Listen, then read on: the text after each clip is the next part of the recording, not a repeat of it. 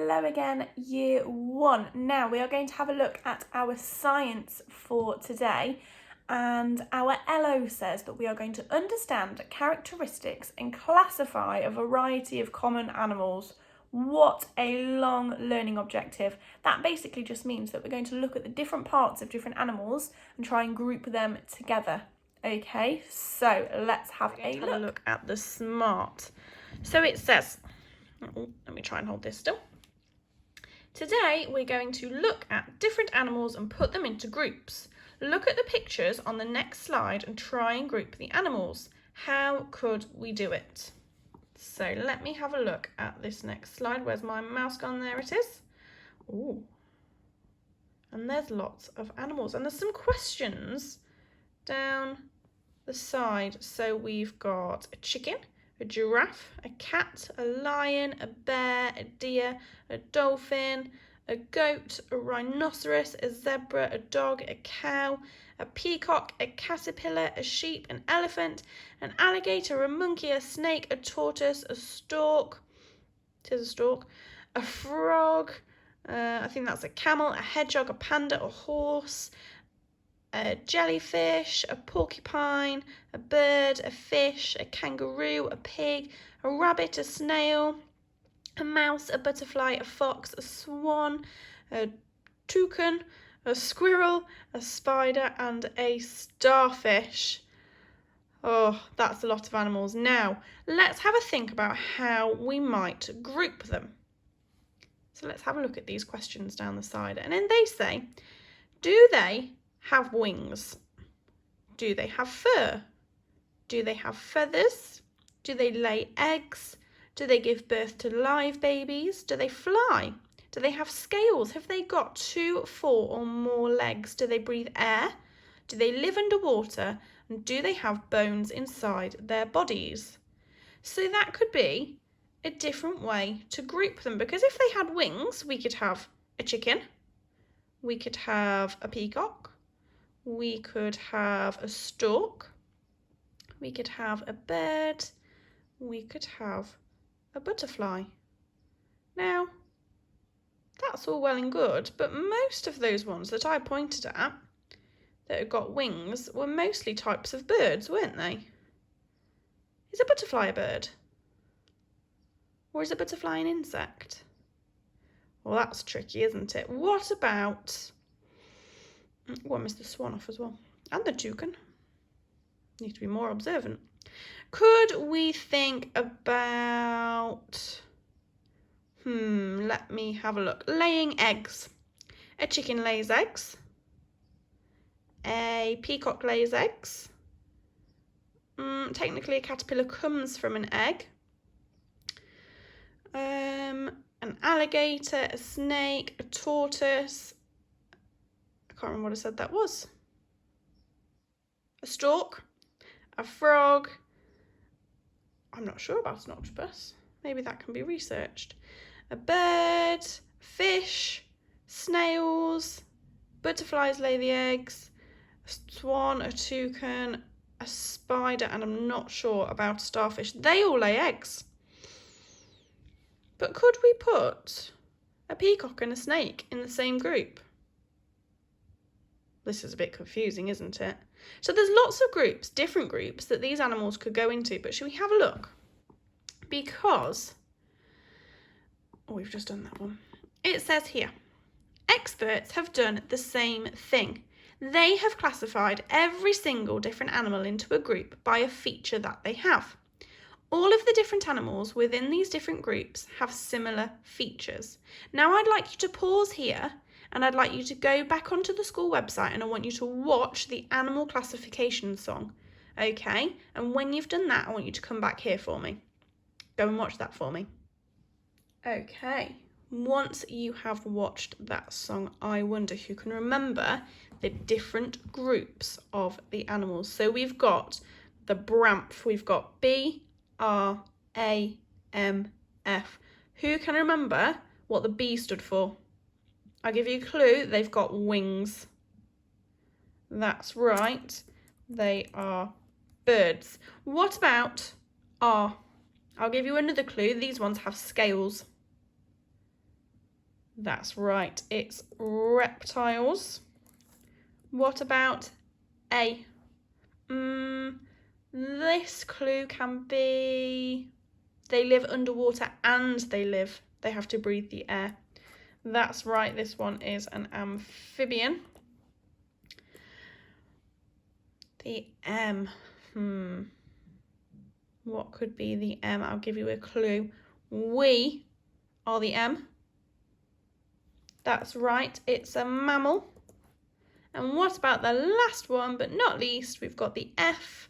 These ones live underwater.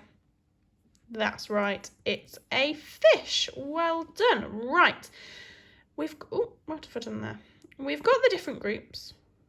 Let's have a look at the features of these different groups. So we've got birds, and we're going to look at the characteristics of birds. So that just means what puts them in the bird group. So birds have wings, they lay eggs, they have feathers, they have a beak, they have a skeleton inside their body, so it's not on the outside, and some birds can fly. Now I've said some birds because I'm thinking of penguins. Penguins have got wings, they're a type of bird, but they can't fly. Let's move on then to reptiles now. Characteristics of a reptile, so what puts them in the same group? They have scales, they lay eggs, they are cold-blooded, which means they can't warm themselves up, they need the sun to do that for them, and they all have a backbone. Now, I've said that they all have a backbone, I've not said that they have a skeleton. Most of them have a skeleton, whether it be on the outsides of their bodies or on the insides. But what about a snake? Does a snake have a skeleton, or does it just have a backbone? Ooh, interesting. Let's have a look at amphibians now. An amphibian could be a frog, it could be a newt, all different animals like that. Now the characteristics of an amphibian, so what puts them in the same group, is that they have slimy skin, they lay eggs, they can breathe in air and absorb water through their skin, and again, they are cold-blooded. Okay. Characteristics of mammals. So what puts a mammal in the same group? I'm going to zoom in on these pictures quickly because what can you notice? What can you notice? Let me have a look. Where's my finger? Can't find it. There we go. A person in amongst all these animals. How can they share the same characteristics? Let's have a look. So, sorry, my finger keeps going in front of the camera and I can't find it.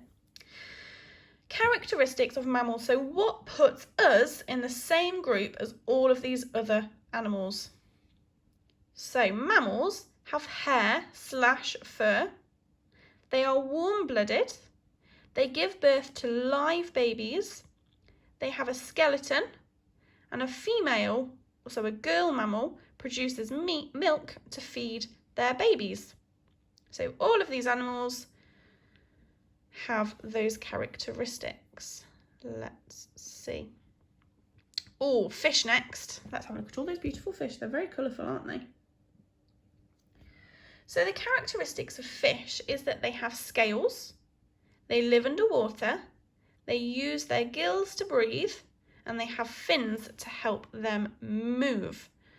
So now we've looked at all of the different classifications of animals, let's have a go at grouping some of these animals according to Banff. We've had a go at grouping them by ourselves.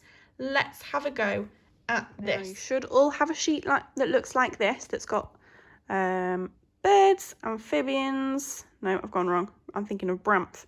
Birds, reptiles, amphibians, mammals and fish. And I've cut up all of my little animal cards. Now, I would like you to pause here and I want you to have a go. Think about those different classifications, what puts them into those groups, and I want you to see if you can put the animals in the right places for me. And then I'd like you to come back and see how I have done it and see how similar we are. Okay, time for card 1. I can see that this animal has got scales and it's got fins to help it move. So I know that this one must be a fish. Okay. Ooh.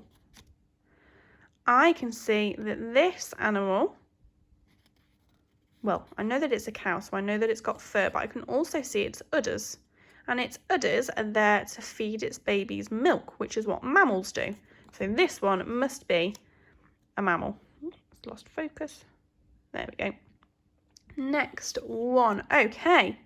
This animal has got a beak, if we can see it, zooming in. And it has got wings. Now, I know that something that has got wings and a beak must be a bird. My next one, ooh, I can see, it's not focusing very well, is it? I can see that this person has hair, and the group of animals that has hair and fur is a mammal. So this must be in my mammal box.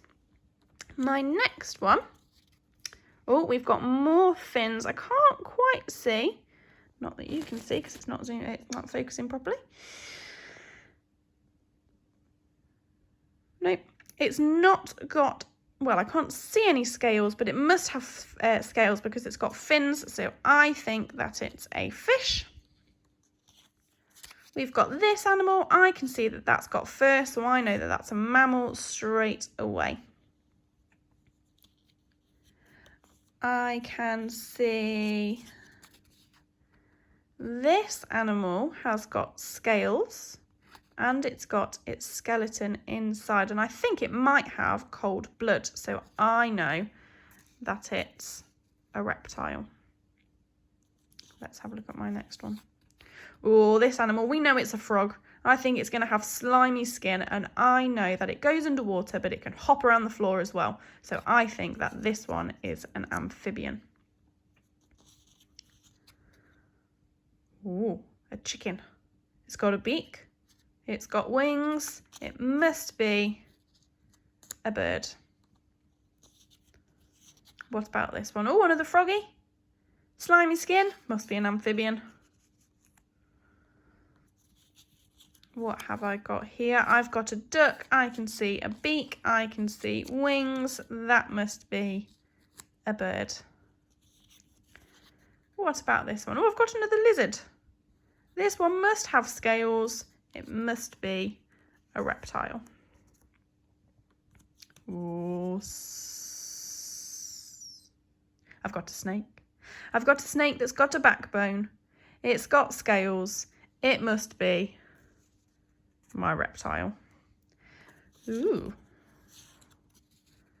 I've got a toad. It looks all warty. Now, a toad is kind of like a frog, but it's bigger and it's wartier, so it must be an amphibian. And last but not least, I've got my shark. Now, you can see that my shark has got gills, which means it can breathe underwater, which must mean it's a fish. So I have successfully grouped all of my animals according to Bramf. I wonder if you had managed to do the same. Absolute superstars if you have. Well done.